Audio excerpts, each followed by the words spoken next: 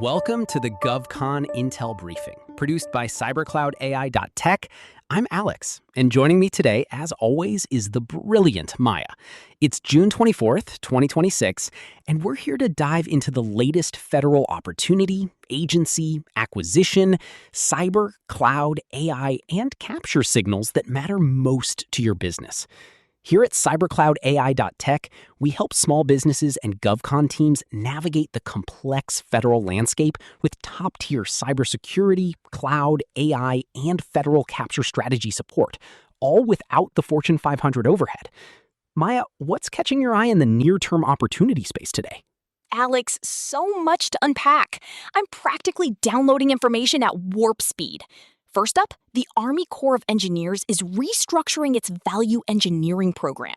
Now, they're saying it's about elevating and modernizing value engineering, not reducing it, despite some initial backlash. This is a huge signal for anyone in engineering services, process optimization, or even project management tech. It means they're actively looking for new, innovative ways to achieve efficiency and value across their projects. If you've got solutions that can genuinely modernize their processes, you need to be assessing this now for potential near-term solicitations. That's a classic government move, isn't it? We're not cutting, we're optimizing. But it does open significant doors for those who can genuinely bring that modernization.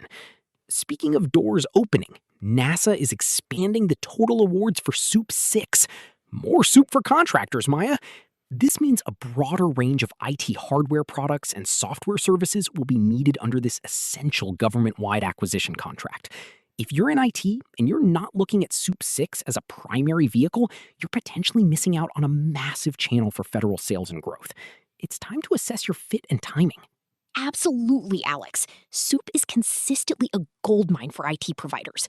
And staying on the tech front, policymakers are really struggling to factor robust cybersecurity into federal funding programs. A new policy memo gives Congress and the Trump administration several options to ensure federal infrastructure investments include strong cyber requirements. This is a clear signal that cyber is not just an add-on anymore. It's becoming a foundational, non-negotiable requirement for any federal investment in infrastructure. If your solution hardens critical infrastructure, you've got a compelling, timely story to tell agencies. That's a critical point, Maya. Cybersecurity simply can't be an afterthought in any major federal project. Now, for something a bit more hands-on, the Army is planning to open up ranges for defense vendors to speed up testing. They're even looking at sites mimicking Ukrainian front lines and establishing an overseas range for much more aggressive testing. This is huge for defense tech companies, especially those in AI, robotics, or advanced sensors. If you've got a product that needs real-world validation and rapid iteration, the Army is literally inviting you to come play in their sandbox. Talk about a serious sandbox, and a very strategic one at that. Finally, a watchdog review sheds new light on the DOGE's downsizing impacts at DoD. The Pentagon experienced a substantial drop in its workforce volume as a result of the second Trump administration's efficiency campaign. This isn't just about personnel numbers, it means remaining staff are often stretched thin, and there's a greater, often urgent reliance on contractors to fill critical gaps, especially in specialized areas like cyber, cloud, and AI. It's an opportunity to position your services as essential force multipliers for these leaner teams. That's a critical point, Maya. Cybersecurity simply can't be an afterthought in any major federal project. Now, for something a bit more hands-on, the Army is planning to open up ranges for defense vendors to speed up testing. They're even looking at sites mimicking Ukrainian front lines and establishing an overseas range for much more aggressive testing. This is huge for defense tech companies, especially those in AI, robotics, or advanced sensors. If you've got a product that needs real-world validation and rapid iteration, the Army is literally inviting you to come play in their sandbox. Talk about a serious sandbox, and a very strategic one at that. Finally, a watchdog review sheds new light on the DOGE's downsizing impacts at DoD.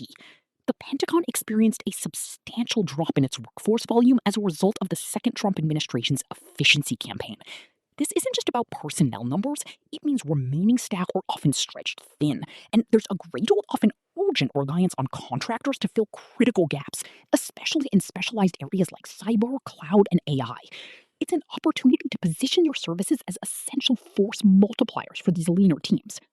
That workforce reduction is a significant ongoing factor, making our expertise even more vital. Moving into agency and customer intelligence, we've got a concerning signal from GovExec. A debt ceiling breach, while a worst-case scenario, could mean the federal government decides not to pay any government employees. This highlights the deep financial pressures and uncertainties agencies face.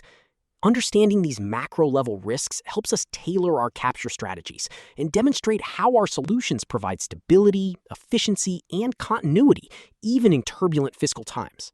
Totally. It's like you can't just focus on the tech. You have to understand the context the tech operates in and the broader economic environment. And speaking of employee well-being, Federal News Network reported on an overlooked way federal employees can save hundreds on healthcare. Despite rising costs and tighter budgets, most federal employees are leaving this guaranteed savings opportunity on the table.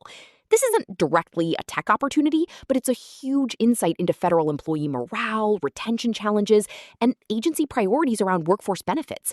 If you're selling into agencies, understanding these internal dynamics helps you build rapport and show you understand their challenges holistically. That's a great point, Maya.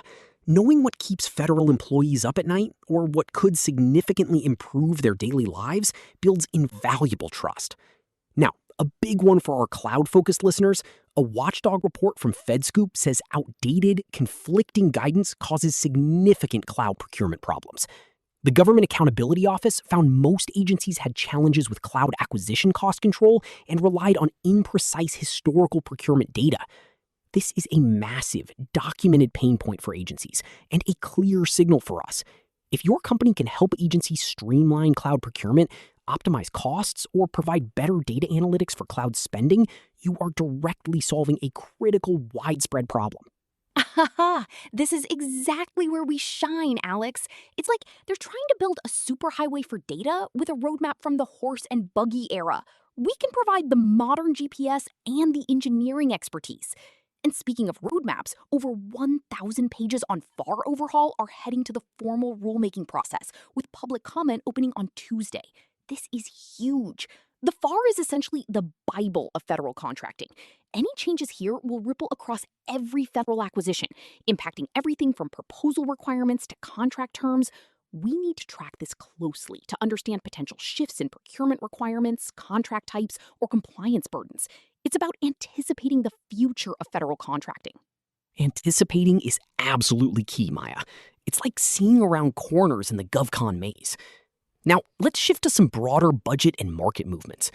The White House PQC order is really lighting a fire under post-quantum transition, setting hard deadlines for agencies to adopt post-quantum cryptography. Key questions remain about funding and implementation, but the directive is clear.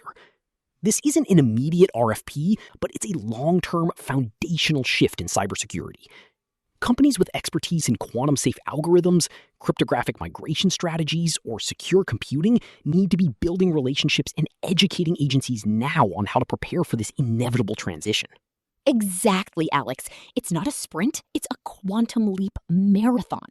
And speaking of long-term views, government leaders are reflecting on the past and future of public service. This might seem abstract, but it's about the very fabric of the federal workforce and its mission. Understanding how leaders envision the future of public service helps us align our solutions with their strategic goals, whether it's attracting new talent, improving efficiency, or enhancing citizen services. It's about understanding the why behind their operations, which often dictates where future investments will flow. And that why often dictates where the budget ultimately flows, as you said. We also saw a piece on Canadian citizenship and security clearances. While dual citizenship in and of itself is not a security concern, additional disqualifying factors may make it one. This is a niche but important point for anyone dealing with cleared personnel or international teaming arrangements. It's a reminder of the intricate compliance landscape in federal contracting and the need for thorough vetting and understanding of personnel requirements, especially as global collaboration increases. Okay, so with all this intel, Alex, what are 3 practical capture actions our listeners should take this week to really move the needle? Great question, Maya. First, I'd say proactively assess new opportunities and their implications. Look at that Army Corps value engineering restructuring. Are your process improvement or digital transformation solutions a fit? For IT providers, dive deeper into the NASA SEWP V6 expansion and how you can leverage it. And if you're in defense tech, explore how your solutions align with the Army's new testing ranges. Don't wait for the RFP. Start positioning your capabilities and understanding the customer's evolving needs now. My second would be to address customer pain points directly and offer clear solutions. That GAO report on cloud procurement problems is a goldmine for insight. If you offer cloud cost optimization, migration services, or better data analytics for cloud spending, you need to be talking to agencies about their specific challenges. Show them you understand their pain and have a practical, proven solution. And for those in acquisition, start tracking that FAR overhaul process closely to anticipate changes. Excellent. And for our third action, I'd suggest monitoring broader market shifts for long-term strategic positioning. The White House PQC order isn't an immediate win, but it's a massive future market. Start building your expertise and relationships in post-quantum cryptography. Also, consider the implications of the DoD workforce downsizing. How can your services augment stretched federal teams in cyber, cloud, or AI? These are strategic plays for future growth and market leadership. Fantastic advice, Alex. It's all about being proactive, strategic, and deeply understanding the nuances of this dynamic GovCon space. Absolutely, Maya. And that's our GovCon Intel briefing for June 24th, 2026. We hope this intelligence helps you sharpen your focus and accelerate your capture efforts. Remember, for expert GovCon cybersecurity, cloud, AI, compliance, and capture support, visit www.cybercloudai.tech. We're here to help you succeed. And don't forget to check out our other technology and GovCon podcasts at www.cybercloudai.tech/Spotify. Thanks for tuning in, and we'll catch you next time.